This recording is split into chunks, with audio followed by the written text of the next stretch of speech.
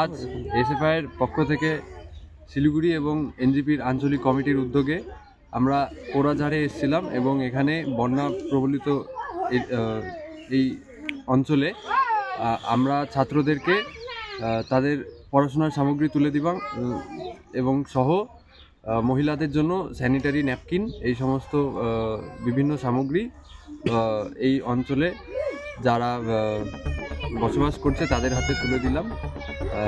এই রকম উদ্যোগ আমরা এর আগেও কিছু নিয়েছি এবং আগামীতেও আরও এই সমস্ত উদ্যোগ আমরা গ্রহণ করতে চলেছি।